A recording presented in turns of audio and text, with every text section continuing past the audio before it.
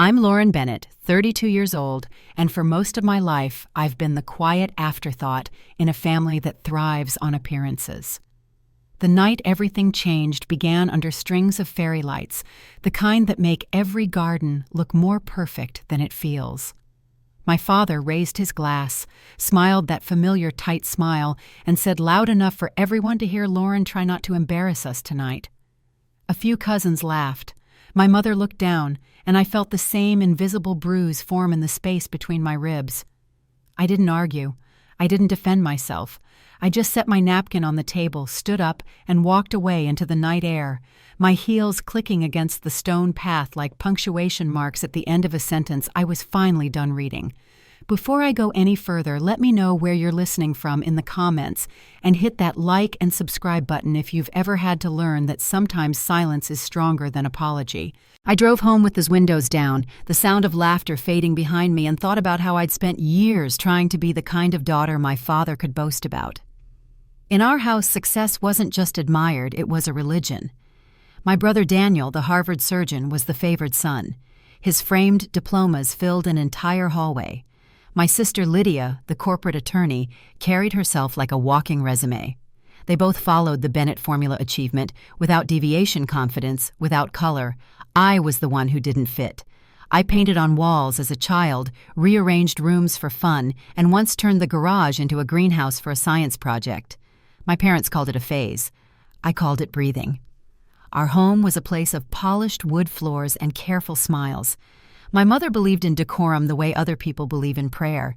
Never raise your voice, she used to say. It makes people uncomfortable.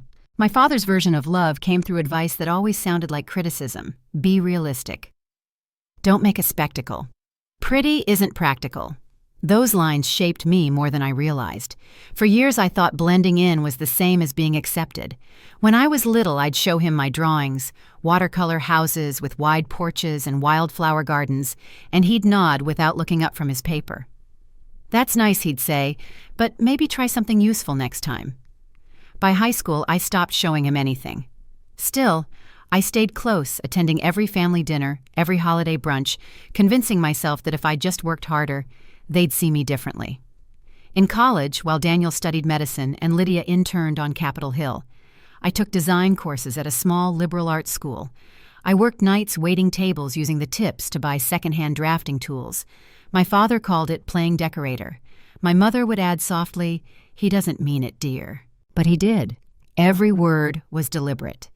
By the time I graduated and opened my first small studio in New Haven, I already knew that in my family's eyes, passion without prestige was failure wrapped in charm. Still, I tried. I decorated my parents' living room for free, choosing warm tones and open light to make the house feel less like a museum. They said it looked different. When Lydia got engaged, I built her floral arch by hand. She called it quirky. I gifted Daniel a watercolor sketch of his newborn's nursery. He thanked me and hired a real designer. Each moment was small, but together they became a quiet wall between us, built from condescension disguised as love. Every holiday carried the same choreography. Lydia arrived in silk Daniel in tailored suits, and I brought dessert homemade pies they never touched. My father would make jokes about how our artist lived on good vibes and candles. Everyone laughed. I laughed too, because pretending was easier than letting them see how it hurt. At Christmas, they passed around bonus checks and vacation photos while asking if I was still doing that decorating thing. I told them I was expanding my client list. My father nodded like a judge issuing mercy. "That's cute," he said. "Keep busy."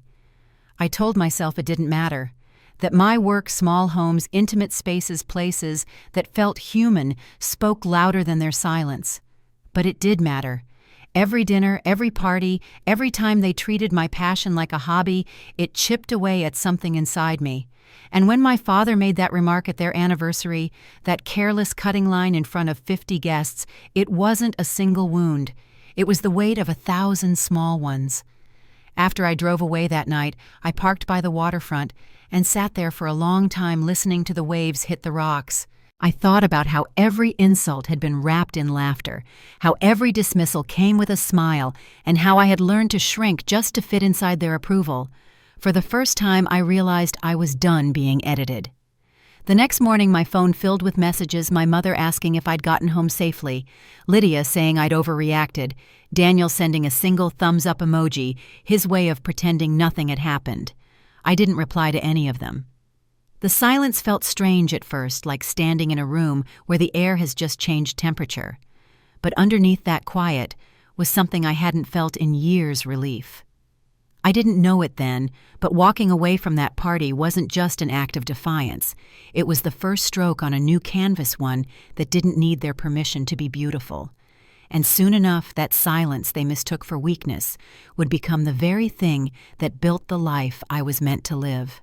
The morning after the anniversary party, I woke to sunlight cutting through the blinds like a reminder. My phone was lit up with messages, each one its own variation of dismissal. Lydia's text read, "You know, Dad didn't mean it that way." My mother wrote, "He was just joking, honey. Don't let it ruin the night." And Daniel, efficient as always, sent a single emoji, thumbs up, as if approval could erase humiliation. I stared at the screen for a long time before turning it face down on the counter. The silence that followed was heavier than I expected, but it also felt honest. For years, every family gathering had followed the same script. No matter how carefully I dressed or how quietly I spoke, I was the one they laughed off. At birthdays and holidays, Daniel would share stories from the hospital, Lydia would talk about her firm's latest win, and my parents would beam with pride. When it came my turn, someone always found a way to make it small. "Lauren's still doing her creative projects," my mother would say, as if creative were code for unstable. My father would chuckle and add, "At least she's happy." The table would fill with polite laughter while I smiled and reached for my glass. There was one Thanksgiving I still remember clearly. I'd made a pumpkin pie from scratch, roasted the pumpkins myself. When I arrived, Lydia was already there, her husband helping Daniel uncork a bottle of wine worth more than my week's groceries. My father took one look at the pie and said, "Claire brought wine. Daniel brought prime rib. Lauren brought feelings." The room laughed like it was a well-timed punchline. I set the pie down on the counter and pretended not to hear. My mother reached for my arm later, whispering, "You know how your father gets when he's had wine." I nodded because it was easier than saying how familiar that excuse had become. At Christmas, the jokes shifted, but the pattern stayed the same. I'd hand out small, handmade gifts, custom watercolor cards, candles. I'd poured myself sketches of spaces I'd dreamed of designing, and they'd smile politely, then move on to the expensive things. Daniel's wife once gave everyone monogrammed luggage tags from Paris, and the applause around the table lasted longer than any prayer we'd ever said. I learned to laugh at myself before anyone else could. By the time I was 30, I had perfected the art of appearing unbothered. I kept trying to show them my worth in the only language I knew, beauty effort detail. When Lydia got engaged, I offered to help decorate her party. I spent weeks building a floral arch from driftwood and silk ribbon. The day of the event, she looked at it and said, "It's a little whimsical." She ended up hiring a rental company to bring in a gold arch instead. When Daniel's first child was born, I painted a watercolor of their nursery, imagining it as a quiet, comforting space. He laughed when he opened it. "Thanks, sis," he said, "but we're going with a professional decorator." I didn't mention that I was a professional. After that, I stopped volunteering. It wasn't anger, it was clarity. I finally understood that in their eyes, the kind of success I built didn't count. My father's definition of achievement was measured in credentials and corner offices. My mother's was social approval. Daniel and Lydia fit both effortlessly. I fit neither. A few months after the anniversary party, Lydia invited everyone to her house for Sunday dinner. I declined for the first time in years. She called that night, her tone light but edged. "You're not still upset, are you? Dad's harmless." I said I was busy with a project, which wasn't a lie. The truth was, I couldn't imagine sitting at that table again pretending I didn't hear the laughter. As spring turned to summer, invitations slowed. There were group photos from dinners I hadn't been told about posted on social media with captions like, "Family always." My name wasn't tagged. I'd scroll past them quietly, feeling the old ache, but also something else, a small, unfamiliar peace. That peace wavered one afternoon when Aunt Margaret stopped by my studio unannounced. She stepped through the doorway in her usual perfume and pearl earrings, glancing around at the sketches pinned to my wall. "Your father worries, you know," she said. "He thinks you're distancing yourself." I straightened a stack of design boards on the table. "I'm not distancing," I said. "I'm living." She tilted her head the way people do when they want to sound kind, but mean something else. "Family's family, Lauren. You can't just walk away because you feel unappreciated." I smiled faintly. "I didn't walk away, Aunt Margaret. I just stopped walking in circles." After she left, I sat by the window until the light faded. The truth was, I had built my life around trying to be seen by people who only looked at reflections of themselves. That realization hurt, but it also freed me. When fall came, I tried to visit home again. My mother had begged me to join them for Thanksgiving, promising it would be different. "Your father's mellowed," she said. "He misses you." I arrived an hour late, pie balanced on the seat beside me, half hoping she was right. But the moment I stepped inside the room, fell into its familiar rhythm. Lydia poured wine, Daniel carved the turkey, and my father looked up from his chair. "Well," he said, smiling look, "who finally decided to join us? I was starting to think success had made you too good for family." Everyone laughed, even my mother. I set the pie on the counter and kept my coat on. The laughter faded when I didn't sit down. "I think I'll head out," I said quietly. My mother's face fell. "Lauren, don't be dramatic." My father's smile hardened. Always so sensitive. I nodded once, turned and left. Outside, the air smelled of smoke and pine. For the first time, I didn't feel like the problem. I felt like the one finally stepping out of it. After that night, I didn't go back. No phone calls, no texts, no explanations. The silence stretched, but I didn't fill it.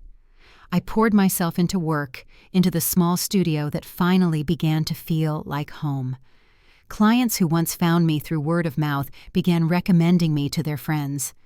My calendar filled faster than I could manage, and the quiet hours of sketching turned into something like meditation. There were moments when I wondered if they noticed my absence when holidays came and went without my name on any card. But the ache that used to feel like rejection now felt like distance I had earned. I wasn't angry anymore. I was just done performing. By the time winter rolled around again, the rhythm of my days had changed completely. I woke early, brewed coffee in silence, and opened my curtains to let the light spill across the studio floor. The air felt different, easier to breathe. One morning as snow drifted past the window, I looked around and realized I hadn't thought about my family in weeks. That thought scared me and comforted me all at once. I didn't know what the future would hold. All I knew was that I couldn't keep shrinking to fit inside someone else's version of love. I didn't know it yet, but that quiet decision would open a door I hadn't even realized was waiting for me. And soon, that door would lead to a new kind of recognition, one that had nothing to do with my family's approval and everything to do with the life I was about to build. The weeks after that Thanksgiving stretched long and quiet. Work filled most of my days, but the stillness at night carried a kind of ache that was hard to describe. I told myself I was fine, that I was choosing peace, but sometimes peace felt a lot like loneliness. My studio sat above a small cafe downtown, and I'd stay late most evenings sketching by the window while the glow from the streetlights painted the walls gold. Clients came and went, projects grew, and slowly so did my confidence. Yet whenever I finished a space, hung the last frame, polished the last brass handle, I'd find myself thinking of how none of them would ever see it. One Saturday in March, I walked into a home store for fabric samples and spotted my parents across the aisle. My mother was holding up curtains while my father inspected a price tag. I froze, half hidden behind a display of planters. For a moment I thought about saying hello, but then I heard my father's voice, sharp and familiar. "These are overpriced," he said. "Lauren probably wastes money on things like this." My mother gave a small laugh. She always did like the dramatic ones. They moved on without noticing me, their conversation fading between aisles. I stayed where I was, the roll of fabric still in my hand, and waited until they were gone. That night I called Zoe. She listened without interrupting the soft clink of her teacup, the only sound between us. "You know what hurts the most," I said quietly. "It's not that they talk about me like that. It's that they still don't even realize I can hear them." She sighed. "You can't teach people to value what they refuse to see." Her words sat with me long after we hung up. Spring came late that year. The air stayed cold and the magnolias bloomed slower than usual. When Easter arrived, I almost didn't go, but my mother called her voice unusually gentle. "It would mean a lot if you came, Lauren. Your father wants the whole family together." Against my better judgment, I said yes. The house looked the same as always, fresh flowers in every corner, crystal glasses lined up like trophies. Lydia greeted me first, bright and polished in pastel silk. "Look who decided to show up," she said, half smiling. Daniel appeared behind her carrying a bottle of wine. "Hey, stranger," he said and kissed my cheek. My mother hovered near the kitchen doorway, relief flickering across her face. My father sat at the head of the table, newspaper folded neatly beside his plate. When he looked up, his smile didn't reach his eyes. "Glad you could make it," he said. "Try not to stir anything up today." The table was set for 12, and I noticed right away that my name card was handwritten in marker instead of the printed ones everyone else had. "We ran out of the fancy ones," Lydia said with a laugh. "Guess it's fitting, though. You've always been our creative one." I smiled thinly and sat down. When I shifted in my chair, it wobbled slightly. My father's eyes flicked toward it and then away. "Figures," he said under his breath.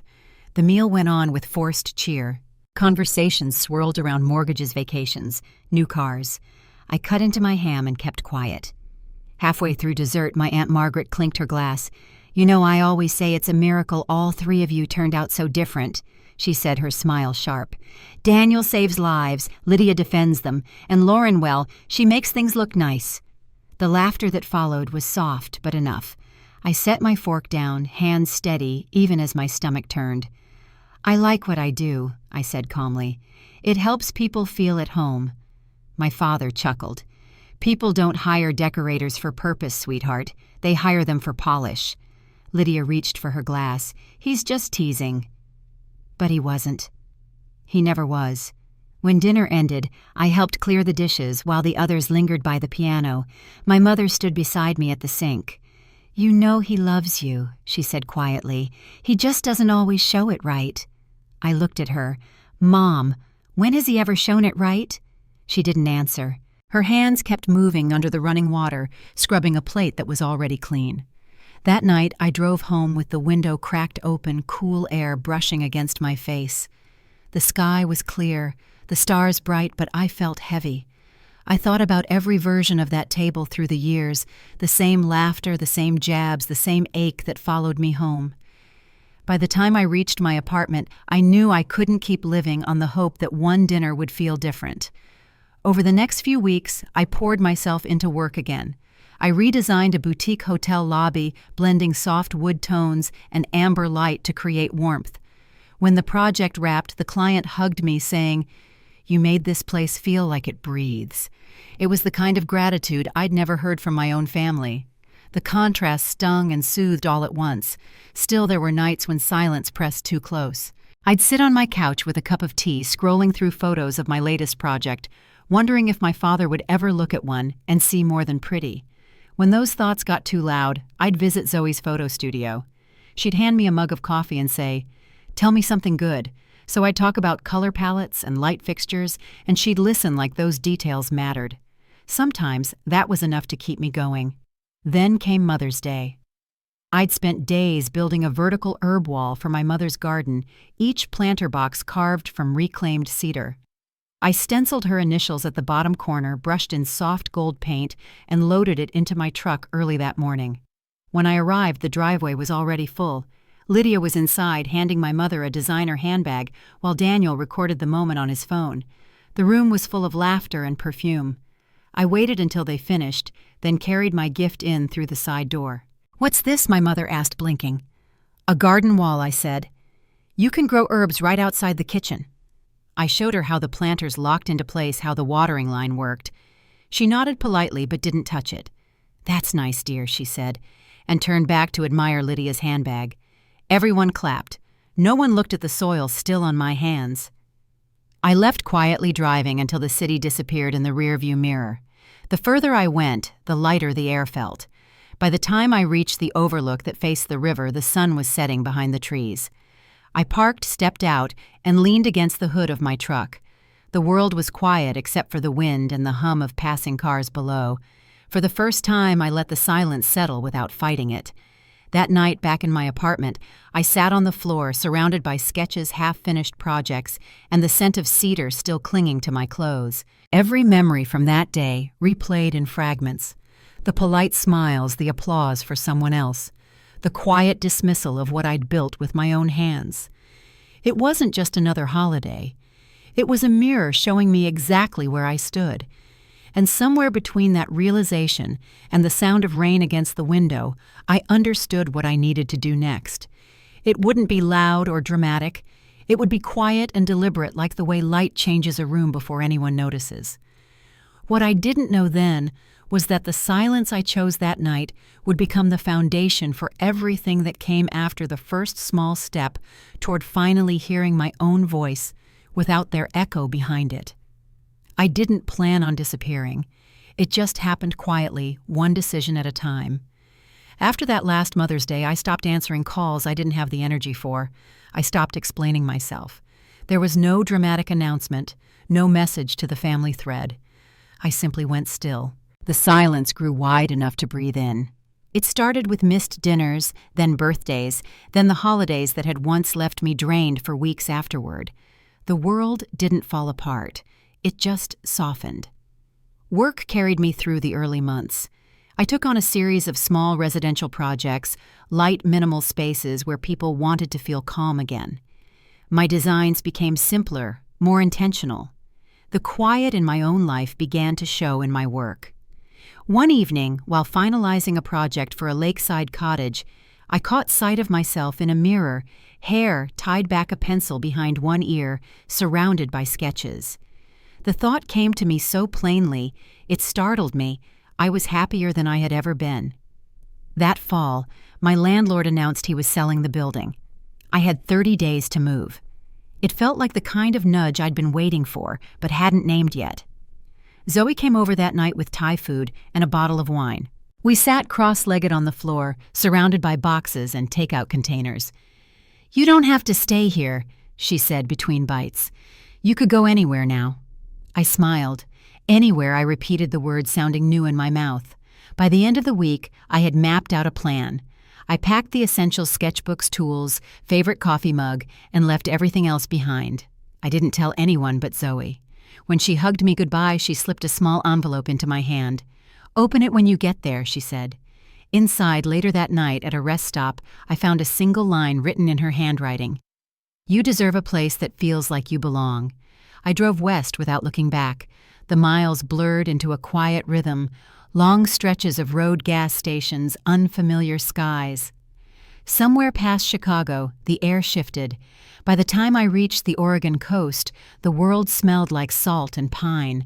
I found a small town tucked between cliffs and sea, the kind of place where people nodded to you at the coffee shop, and waves could be heard even from downtown. A florist named Helen Morris, who owned the building above her shop, had a small loft available. The moment I saw it, white walls, creaking floorboards, windows that faced the harbor, I knew I'd found it. The first night there, I didn't unpack. I sat on the hardwood floor, surrounded by my boxes, and listened to the ocean. It was the kind of silence that didn't ask me to fill it.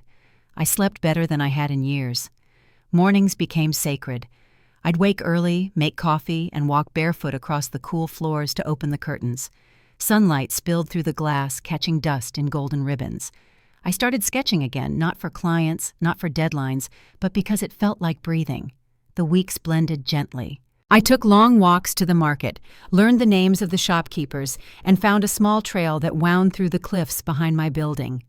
On one of those walks, I passed a new cafe being renovated. Through the open door, a woman was sanding a counter. She looked up and smiled. "You're new here," she said. Her name was Maya. She ran a local art studio and later introduced me to a handful of other creatives in town. By the end of the month, we were meeting once a week to share ideas over tea. For the first time, I felt surrounded by people who didn't measure worth in titles or money, but in how much care you gave something. One afternoon, I received an email that made me set my mug down mid-sip. It was from an architectural firm in Portland. They had seen photos of a sunroom I'd redesigned for a client. A friend of a friend had shared it online. "We're developing a wellness retreat on the coast," the message read. "Would you be interested in leading the spatial concept?" I stared at the words for a long time, rereading them until they stopped blurring. It wasn't a job offer. It was an opening. I drove up for the meeting that weekend. The firm's director, Eleanor Park, greeted me in a conference room filled with models and mood boards. She listened as I spoke, her eyes attentive. "We want this retreat to feel like it breathes," she said. "Not a resort, something that feels alive." The project would take 6 months. They wanted a space that combined natural light open woodwork and a sense of stillness. I said yes before I had time to talk myself out of it. Designing that retreat changed everything. I poured myself into every line and texture, balancing warmth and air, softness and strength. I spent days along the coastline collecting materials, sketching the way fog moved through the pines, the way morning light hit the water. Each element felt personal. When the structure finally opened the following summer, the press release described it as a living space that heals. My name appeared in Archform magazine for the first time, alongside photos of the retreat's open atrium. Under the article title, "Nature Reimagined," there was a quote from me I barely remembered, saying I wanted to build something that made people feel like they belonged, even the quiet ones. When I saw my name printed there, I sat for a long while just looking at it. There was no one to call, no group chat waiting for updates, no family dinner where someone would interrupt before I finished a sentence. Only the sound of the ocean outside and a small pulse of pride that didn't need permission. A few weeks later, a check arrived in the mail. It wasn't life-changing money, but it was enough to stop renting to start imagining something permanent. I began browsing listings out of curiosity and stumbled upon one by accident, a 2-story glass house surrounded by tall pines just 20 minutes inland. The photos showed a wraparound porch, a garden framed by stone walls, and a studio with skylights. The description said not perfect but full of potential. That was all I needed to know. The purchase went through faster than I expected. The day I signed the papers, I drove out to see it again. The air was cool, the smell of cedar sharp and clean. I walked through each room, touching the walls, tracing the grain of the wood along the stair rail. In the main room, sunlight poured through the glass, catching the edges of the dust like floating gold. I stood there and whispered to no one, "You're not an embarrassment. You're a beginning." That night, I unpacked just enough to make it livable. 1 lamp, a chair, a quilt Zoe had given me years ago. I lit a candle and hung a framed print above the fireplace, the only thing I'd brought from my old studio. The words on it were simple: "You are allowed to take up space." I read them again before turning off the light. In the weeks that followed, I spent my days transforming the house, piece by piece, painting walls, planting herbs, building shelves with my own hands. The work felt like a conversation between who I had been and who I was becoming. When I finally stood on the porch one evening, looking out at the rows of soft light glowing through the windows, I knew it was time. Not for family, not for approval, but for something of my own. I decided to throw a gathering, not a party, not a grand event, but a celebration of the quiet life I had built. I spent nights designing the invitations by hand, each one pressed with floral embossing and written in gold ink. At the bottom, I added one line: "Let's celebrate what we build for ourselves." I mailed 35 envelopes to friends, mentors, and clients who had become family in their own way. None went to anyone named Bennett, not out of bitterness, but because some absences are the only way to make room for peace. As I sealed the last envelope, I glanced toward the garden where the last light was fading through the trees. For the first time, the silence around me didn't feel like distance. It felt like arrival. And though I didn't know it yet, that quiet celebration would soon ripple far beyond the pines, carrying my name back to the people who had once laughed when they said it. The invitations went out the first week of May. I dropped each one into the blue mailbox outside the florist's shop downstairs, the gold ink catching light as I slid them through the slot. When the last envelope was gone, I stood for a moment, letting the quiet sink in. There was no nervousness, no second guessing, just stillness. The next few weeks passed in a blur of preparation. I wanted the evening to feel warm and personal, like stepping into something built with intention. I spent mornings at the farmer's market choosing flowers, afternoons sanding the deck railings smooth, and evenings testing recipes in the kitchen until the air smelled of citrus and rosemary. I hired Chef Allison Reed, a local woman known for her understated menus. When she stopped by for a walkthrough, she smiled at the garden. "This place already feels like a celebration," she said. The morning of the gathering sunlight filled the house like honey. I set the long oak table beneath the canopy and the garden-layered linen runners down the center and placed candles in glass holders that caught the breeze without flickering. By late afternoon, the space felt alive. The scent of blooming jasmine drifted through the open doors, mixing with the low hum of music, testing from the speakers. Just before sunset, the first guests arrived. Zoe came early carrying a basket of small white lights. "You forgot to let me help," she teased, looping her arms around my neck. We strung the lights together, our laughter soft under the fading sky.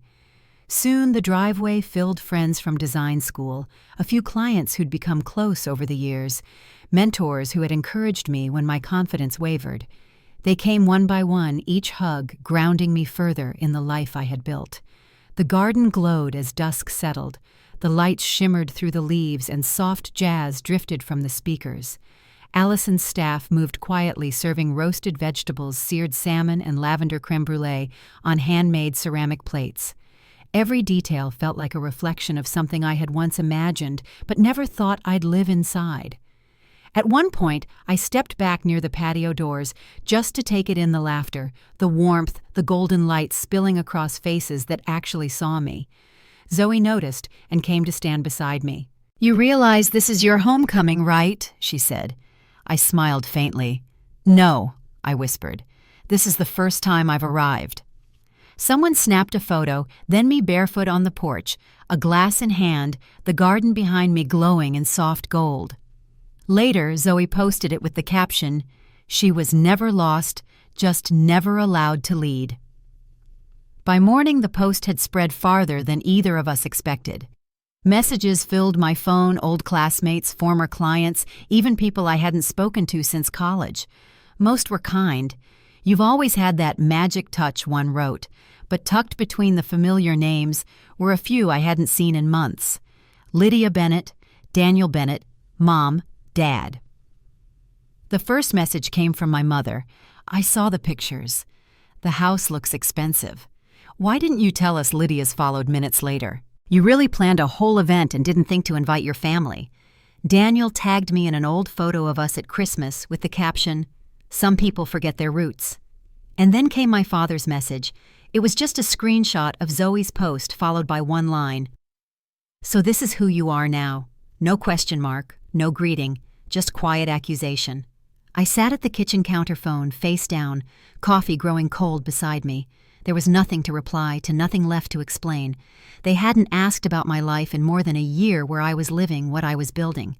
Now, with one photograph and a caption written by someone who loved me without conditions, they suddenly remembered I existed.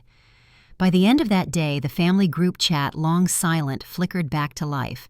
Lydia posted a picture from a dinner table crowded with plates and wine glasses. The caption read, "Some things money can't buy: real love, real connection." Comments poured in from relatives. Exactly from Aunt Margaret. "Family first" from my mother. Daniel added his own. "No egos here, just roots that don't break." I didn't respond. But Zoe saw it and texted me a single word: performative. She wasn't wrong. It wasn't love that made them react. It was control slipping through their fingers. For years, I had been the family's easy contrast, the example of what not to become. Now I was something they couldn't define. 3 days later, an email arrived from my father. The subject line read, "Your choices." His message was brief. "We saw everything. You embarrassed this family. You acted like we didn't exist. Maybe next time you'll think before putting on a show.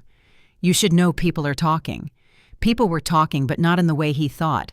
That same week, Eleanor Park from Portland invited me to speak at a Women in Design conference. My inbox filled with collaboration requests, interview invitations, even a podcast proposal about creative independence. The more my world expanded, the smaller theirs seemed to feel. That evening, I went outside and lit the candles along the garden wall. The night was cool, the air carrying the scent of rosemary from the planters. I sat beneath the string lights with a glass of wine and posted a single story to my social media white text on a black background. Silence isn't distance. Sometimes it's healing. They saw it. All of them. I know because the message indicators glowed for a few minutes before disappearing again. No reply, no phone calls. Just the quiet that follows when a truth lands where it can't be denied. 2 days later, a new message appeared from Lydia. It wasn't in the group thread, just one-on-one. Coffee. Just us. No performance. I read it twice before answering neutral place. No expectations.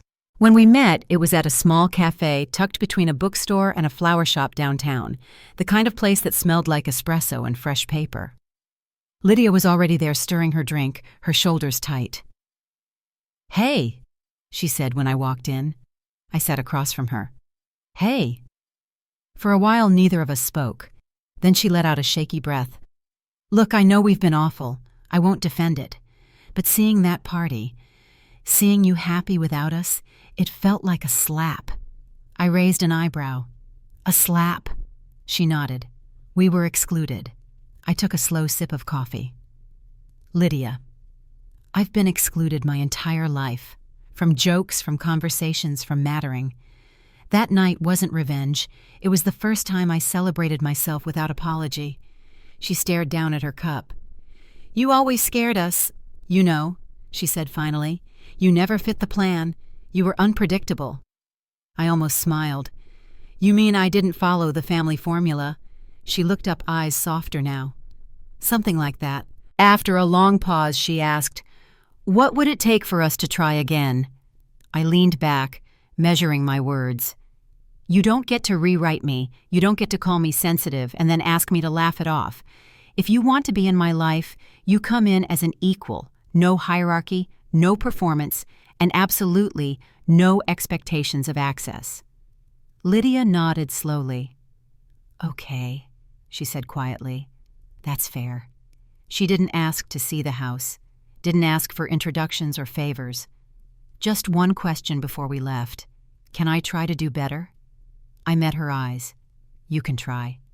It wasn't forgiveness, not yet. But it was something real. When I walked out of the cafe into the cold air, I realized for the first time in years, I didn't feel smaller after a family conversation. I felt steady. That night I drove home along the coast. The sky was streaked with faint stars, the ocean a dark mirror beside me. In the reflection of my windshield, I caught my own faint smile. For once, it didn't feel like defiance. It felt like peace. And that peace, I would soon learn, had a way of echoing, carrying farther than I ever imagined. A week after that meeting with Lydia, I was back in my studio finishing a design mock-up when an unfamiliar number flashed across my phone. The voice on the other end was bright, professional, and warm. "Hi, Lauren, this is Dana Lee from Hearth and Form magazine. We've been following your work since the Wellness Retreat Project. We're planning a summer issue focused on women who build differently. Would you be open to a feature?" For a moment, I didn't answer. The studio was silent except for the sound of pencil against paper. I thought she'd called the wrong person. When I finally spoke, my voice came out steadier than I felt. "Yes, of course," I said. "I'd be honored." She laughed softly. "Good.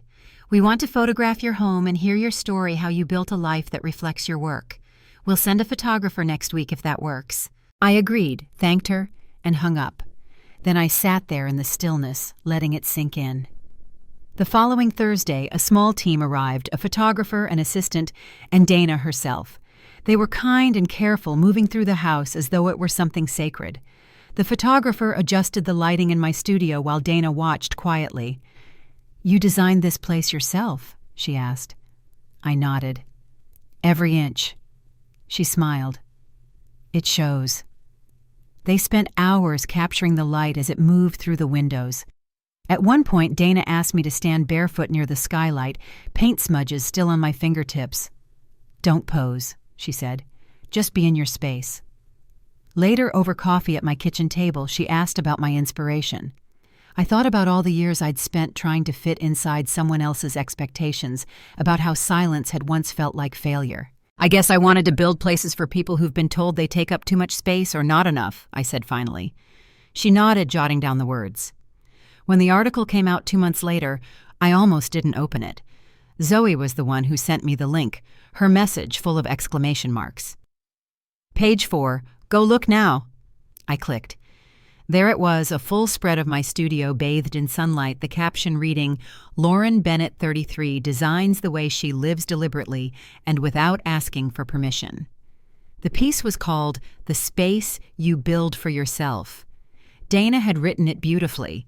It talked about my design philosophy. My journey west even quoted that line I'd almost forgotten saying, "Sometimes the places we leave shape us as much as the ones we build." Within days, my inbox overflowed. Clients reached out design schools, asked me to guest lecture, and old professors sent messages of congratulations. But the part that stayed with me most came from a stranger. She wrote, "Your story helped me walk away from people who never clapped for me. For a while, the noise online was joyful, but underneath it, I sensed the silence waiting. My family had seen it. Of course they had. My mother didn't call, but Lydia sent a short text. Read the article. Proud of you." No punctuation, but it felt genuine. My father didn't write, though I knew he'd read every word. His kind of silence was deliberate, the kind that filled a room even when he wasn't in it. That weekend, I hosted a small dinner at my house.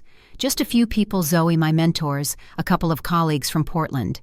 Lydia arrived last, holding a bottle of wine and a small bouquet of wildflowers.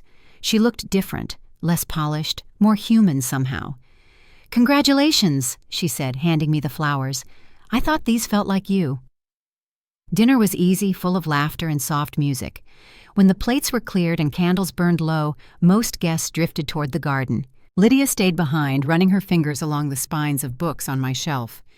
"You know," she said, after a moment, "I think this is the first time I've seen you without armor." I smiled faintly. "That's because it's the first time I've felt safe without it." She nodded, quiet, the flicker of candlelight catching the side of her face. "You did this," she said softly. "All of it." Later, after everyone left, I walked out to the porch. The night air was cool, the ocean wind brushing through the trees. The string lights swayed gently above the empty table. For the first time, there was no tension waiting inside me. I didn't check my phone. I didn't wonder who might be watching. I just stood there, letting the quiet wrap around me. When I finally went back inside, the magazine lay open on the table. My photo filled the center, spread sunlight pouring over my hands. I ran a finger along the edge of the page and felt a small, private kind of peace. The next morning, I received an email from the conference organizer in Vancouver, the same event Eleanor had mentioned months ago. They wanted me as a keynote speaker. The topic, "Creating Spaces That Heal." I said yes. As I drafted my notes later that week, I thought about how strange it felt to be known for something that had once made me invisible. Every word I wrote seemed to carry an echo of the silence I'd left behind. It wasn't revenge, it wasn't even triumph. It was simply the sound of a life finally unfolding on its own terms. That Sunday, Lydia called. "I sent the article to Mom," she said. She cried, said she didn't realize how much she'd missed. I didn't know what to say. "And Dad?" I asked. "He read it too," she said quietly. He didn't say much, but he clipped it out and put it in his office. I stood there, phone in hand, staring out at the garden. The sunlight touched the leaves in small, gentle bursts. "Thank you for telling me," I said. She exhaled. "He might never say the words, Lauren, but I think he's proud." I didn't respond. Some things didn't need answers. We stayed on the phone a little longer, talking about ordinary things, the weather, her work, a new client she was struggling with. It felt easy. That night, I went for a walk along the cliffs behind my house. The wind was stronger there, carrying the scent of salt and pine. Below, waves struck the rocks in steady rhythm. I thought about the years I'd spent trying to be seen about the table I'd finally built for myself. And for the first time, I realized I didn't need them to sit at it. Still somewhere deep inside, a small part of me wondered what might happen next if the quiet between us would stay gentle or shift again. I didn't know then that peace, even hard-earned peace, can be fragile when old stories try to rewrite themselves. But that night, standing under the wide Oregon sky, I wasn't afraid of the next chapter. Whatever came, I was ready to meet it on my own terms, in my own light. The invitation from the Vancouver conference felt different from anything I'd received before. It wasn't just another work request, it was a moment to stand where I once thought I didn't belong. They wanted me to speak on creating spaces that heal. I spent nights drafting my talk, shaping each sentence until it sounded like truth. When I arrived, the auditorium was bathed in warm light, rows of designers and architects murmuring over coffee cups. Naomi Flores, the host, met me backstage. "You're the last speaker of the day," she said, smiling. "End us on a note that lingers." I promised I'd try. When I stepped onto the stage, the sound of quiet conversation faded. For a moment, I saw my own reflection in the glass wall at the back of the room, the same woman who once couldn't finish a sentence at her father's table. I took a breath and began. I spoke about light and space, about how the smallest corners could carry a person's story. But somewhere between the design principles and personal anecdotes, the words shifted. I told them how the idea of home had always been tied to approval for me, how I'd spent years building rooms that felt beautiful but hollow, waiting for permission to take up space.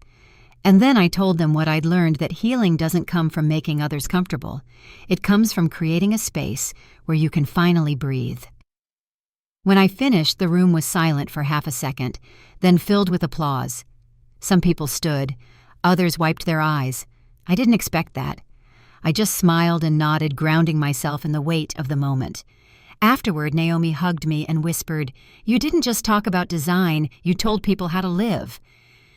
By the time I returned to my hotel that night, my phone was flooded with messages. Zoe had watched the live stream and sent a photo of me on stage captioned, "Look at you now." Lydia texted a simple heart emoji. I replied with one of my own. My parents didn't message at all, though I noticed a new follower on the magazine's social page, Evelyn B. The next morning, before heading home, I stopped at a cafe overlooking the harbor. The air smelled faintly of sea salt and roasted coffee. I scrolled through the articles covering the conference. One headline read, "Lauren Bennett, Redefining Home as a Place of Healing." I clicked it open, half out of disbelief. The writer quoted me directly, calling my speech a quiet revolution of self-worth. I stared at the words until the letters blurred. When I drove back into Oregon that evening, the coastline looked softer, almost gold under the sinking sun. My house appeared at the curve of the road, lights glowing through the windows like a beacon. Inside, the answering machine blinked red, a number I hadn't seen in months. I pressed play. My mother's voice came first, gentle and trembling. "Lauren, it's Mom. We watched your talk. You were extraordinary." I didn't realize how much I'd missed hearing your voice. A pause followed, then a sigh. "Your father saw it too. He said you looked strong." The message ended with, "We're proud of you. Call us when you're ready." I sat on the steps, hands folded, listening to the ocean through the open door. It had been years since I'd heard that tone in her voice, free of performance, free of pretense. I didn't call back right away. I needed to let it breathe. Over the next few days, my work schedule picked up again. Clients called, interviews were booked, and Hearth and Form sent word that the article was one of their most read features of the year. Dana wrote, "People see themselves in you. That's rare." Still small reminders of my family drifted in like low tide. Lydia sent me a photo of our parents sitting on the porch side by side, something I hadn't seen in years. Daniel left a voicemail congratulating me, awkward but sincere. Even Aunt Margaret commented publicly on the magazine's post, proud to call her my niece. The irony wasn't lost on me, but for the first time, it didn't sting. One evening, Zoe came over with takeout. We ate on the porch as the sun fell behind the trees. "You've changed," she said, sipping her wine. Not the way people say when they're surprised. The way they say when it finally makes sense. I smiled. Maybe I just stopped trying to prove I deserved the light. We sat there quietly for a while, the kind of silence that felt like understanding. Before she left, she turned and said, "You know they'll reach out again." I nodded. This time I'll decide what that means. A few days later, I received an envelope in the mail. My name was written in my father's handwriting, steady, formal, familiar. Inside was a clipping from the local paper, a reprint of the conference article. On the margin, he'd written, "You built something real, Lauren. That's more than I ever taught you. Love, Dad. I held the note for a long time. There were no apologies, no excuses, just words that felt like a door opening a few inches wider. I didn't cry. I just placed the letter inside the same folder where I kept my first studio sketches, not as proof, but as peace. That weekend, Lydia called. "Mom wants to visit," she said carefully. "She knows you might say no." I hesitated, then answered, "Tell her she can come. One day only, no expectations." When my mother arrived, she looked smaller somehow. Dressed simply, her usual polish replaced by quiet nervousness. She brought a pie she'd baked herself and a bouquet from her garden. "You didn't have to," I said at the door. "I know," she whispered, stepping inside. We walked through the house together. She touched the banister, paused by the fireplace where the framed print still hung. "You are allowed to take up space."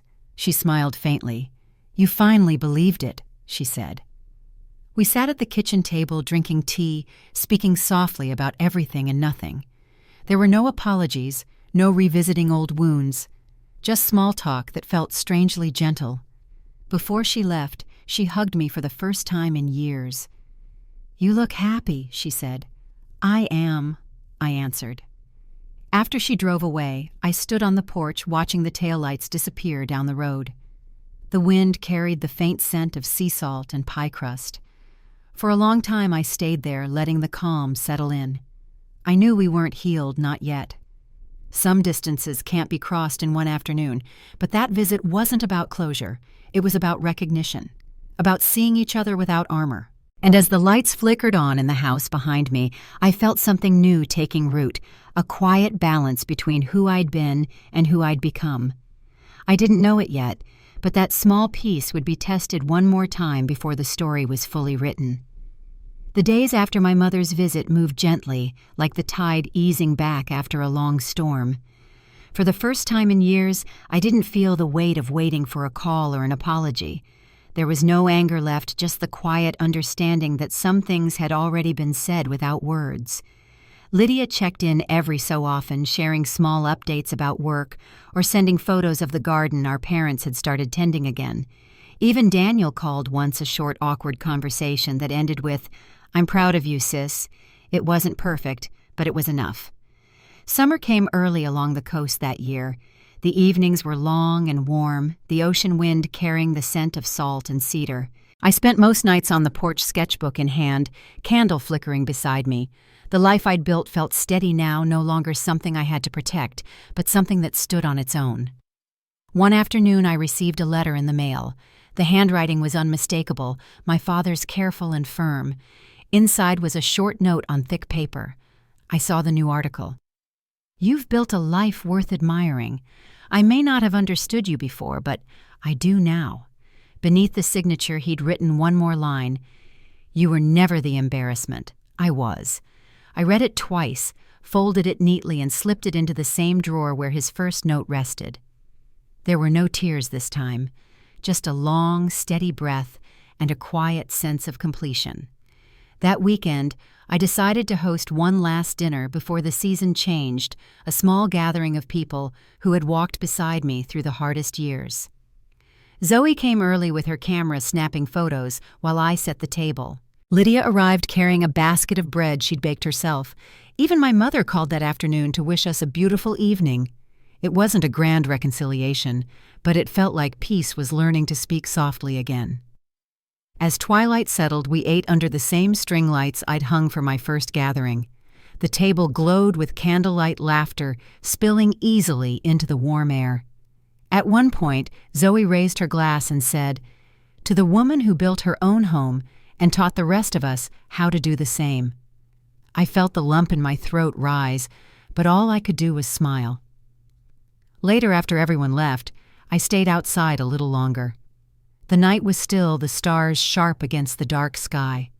The house behind me glowed from within, warm, steady, alive. I thought about all the years I had tried to be small enough to be loved and how the real work had been learning to love myself without needing permission. When I finally went inside, I walked past the framed print above the fireplace, the one that had traveled with me through every move, every new beginning. "You are allowed to take up space." The letters caught the light from the fire, almost shimmering. For the first time, I realized I no longer needed the reminder. It had already become a part of me. The next morning, I took a walk along the cliffs. The air was cool, the sea below calm and endless. I paused at the edge, listening to the rhythm of the waves. Somewhere behind me, life was still unfolding. New clients, more stories, fresh beginnings. But in that moment, I wasn't chasing anything. I was exactly where I needed to be. We like to think justice always looks like victory, but sometimes it's quieter than that. Sometimes it's the sound of your own voice after years of silence.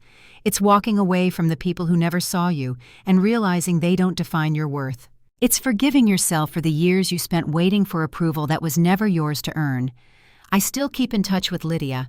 She's softer now, less guarded. My mother and I talk sometimes short calls about small things. My father hasn't said much since that letter, but I know he's listening, and that's enough. The garden outside my home has grown wild in the best way, lavender rosemary and white roses climbing over the stone path. Every morning I open the doors and let the light spill in, filling the house I built with the same quiet promise I once whispered to myself. You are not an embarrassment. You are a beginning. And if you've ever been made to feel small, I hope you find your own version of that space too, the kind that holds you exactly as you are, no conditions, no performance, just peace. Thank you for listening to my story.